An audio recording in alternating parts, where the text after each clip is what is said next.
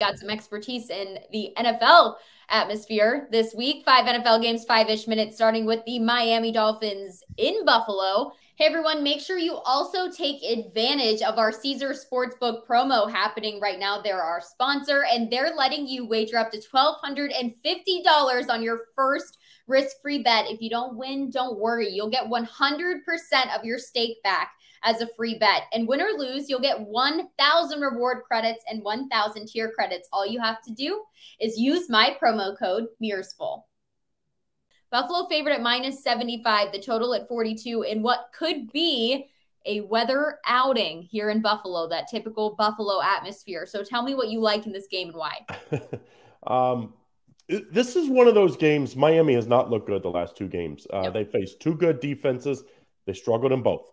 Now they face a third defense that, yeah, I guess you would say it's a good defense. I think their defense is like, it's built for their offense. Their offense can score a bunch. Their defense can really rush the passer. And it's going to be cold for the Dolphins. So I really kind of wanted to say take the Bills minus the points, because the Dolphins minus 35 degrees are just not a good football team historically. But I think the safer play is you take the over in this one. I think the Bills are going to be able to score a bunch because they found their running attack recently. Yes, and they when did. it's snowing, you got to be able to run the ball. I think this Bills team is going to put up 30 against the Dolphins. The Dolphins defense is suspect. I mean, even going back to this, remember they played Detroit. Detroit really did whatever they wanted. I like the over in this game. Now, this is one on, like you said, if we end up getting 4 or 5 inches, then obviously I would not play the over in this game unless the over comes way down. It would need to come down in the mid-30s for me to be on the over there. But I just think it's going to be like, snowy, then I would play the over. Right, little flurries. Yeah, flurries. Typical But if it's cold, flurry, Buffalo weather. Inches of snow, under. Fair enough.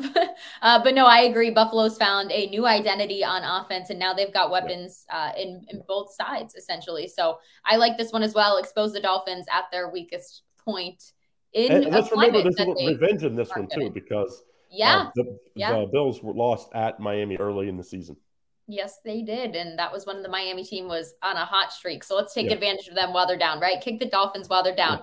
All right, next game we've got on the slate is the Titans in LA facing Justin Herbert and his Chargers, who kind of look like they're on the come up here. They might be peaking at the right time. We'll see. Chargers favored at -3, the total at 46.5. But will it be enough for the Chargers to take down the Titans of Derrick Henry? The Chargers are one of those teams that they did look good last week. Like we just talked about Miami, they kind of kicked Miami while they were down, let's just say. But I think the Titans have something for them here. I just think this Titans defense and running game, the way to stop good offenses, don't let them on the field. And the Titans are really good at that. They're good at getting teams off, get 3 and outs. And then when they get the ball, they maintain possession of the ball. I did like the Jags last week in an upset. They did upset the Titans, but I think the Titans are ready to go in LA. I think Derrick Henry has a big day. Give me Tennessee +3. I think they went outright. Sprinkle the money line on this one. All right. Sprinkle alert. Sprinkle that money line. I like that. I do think the Titans are a dangerous team when they're at a disadvantage like this at a +3 because of the impact a player like Derrick Henry can have in an instant to switch the flow of this game. So I'm actually interested in that pick. Our next game here on our slate of 5 picks, your Bengals favorite at -3.5 in Tampa Bay, who looks abysmal and in just total disarray at this point. The total at 44. Are the Bengals continuing to grow and really putting on a show in Tampa, or is this what's going to happen here? I mean, can you get out the shovel and put Tampa Bay and the Bucks in the ground? This would do it this week if Cincinnati wins. Now, they still might be able to win that terrible division. Don't get me wrong. But I mean, their season would really be over. I just don't think you could come back from this. I do think Cincinnati in the first half is the play. Cincinnati's been pretty good lately, getting up in the first half. And this is a team that's tough to prepare for. As good as this Bucs defense has been at times this year, it's a tough team to prepare for because the Bengals can beat you running the ball. They have good possession receivers. And then, of course, they have Jamar Chase and Burrow connection that's been as good as any connection in football this year when they've been able to stay on the field together. So first half, Bengals -2. I do think the Bengals cover for the game as well, but I think it's much safer to take the first half -2. Especially because you don't want to give Tom Brady any time to figure something out. I know he hasn't been playing well this year, but you can never count him out in terms of, being able to cover against you or figure something out in the second half to make it a little bit of a closer game. So, yeah, And I'd rely on the Bengals defense doesn't get enough credit. I mean, they don't Yeah. have that, like most great defenses have that one name player, the Watt brothers, Aaron Donald, whoever.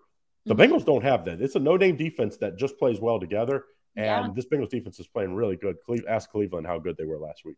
Well, don't ask me about certain defenses right now and how they should be playing and what those names are. All right, the next game on our slate, the New York Giants and Washington favored at -4.5, the total at 40.5. If you would have asked me a couple weeks ago if this was the line, I don't know if I would have believed you because of how we've seen the Giants play. Yep. But are you as high on the Commanders as the line is saying it should be? Well, the Giants' first half of the season was as good as any team in football. The second half has not been so good for them. Right. The Eagles just did whatever they wanted. Washington's for real. Washington is, I think, clearly going to win this game. But the way Washington wins games, there are a lot of close games. 3-4 points is that 4.5 is too much. So I played the total in this one. The first game went under. I know it was 20-20, and we needed a miracle to get it, but it did go under. I think this one goes under a little easier. These teams had a couple quick scores in the first matchups. I don't think that's not really how these defenses allow. They usually make you march down the field, and these offenses usually that's how they move the ball. I like the under 40.5 in this one. I do think it's like a 2017 type Washington win. Yeah, especially because a team like the Giants as well, they're going to be running Saquon Barkley if he's as Both these healthy teams as like what he should be this week. Like they like to run the ball, slower pace games. I like this one here too, but I do agree with what you said. I don't know if I like that 4.5 line either, though. I mean, I know Washington's for real, but is it enough? 4.5 and 5 are like death lines for favorites. Yeah. Just so you I've know. seen some weird lines the past 2 weeks. Last week's lines, I was like all over the place with. Because 4 is like a tough number to cover as a favorite. So 4.5 is even harder because obviously 14-10, you wouldn't even win on that type of cover. So yeah. All right, we're gonna ride the under on this one at 40.5. We've got one more game on the slate. I believe we have the Lions, the Detroit Lions, and Mr. Dan Campbell marching into New York to take on the Jets. The total at 44.5. The marquee of the year compared to Detroit Lenny. Lenny's saying, listen, the Jets looked like they had their guy. Now he's pretty much hurt. They're relying on Joe Flacco, not even going back to their draft pick, which is crazy. I mean, they're just totally out on him. So the Lions, though, looking pretty good, coming together. I mean, they're riding high on emotions, if nothing else. So what do you think is going to happen in this matchup? If you're going to beat Detroit, you're going to have to score points. Oh, yeah.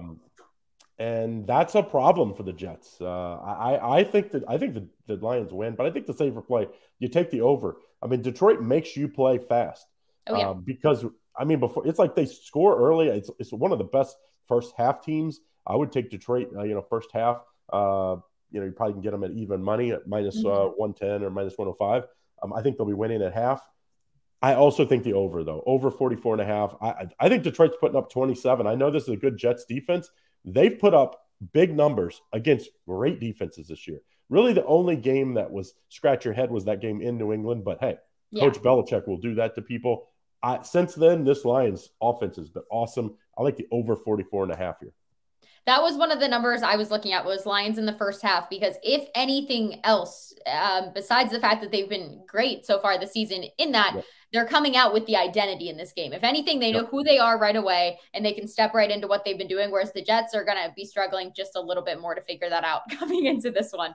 So, all right, we've got the over 44.5 there. Love it. I believe that was our last game, right? Can I count right? I think I counted right. Like, subscribe, ring the bell for notifications. Picks and Parlays Power Hour live Monday through Friday, 3 p.m. Eastern. And thank you so much, Craig, for joining me.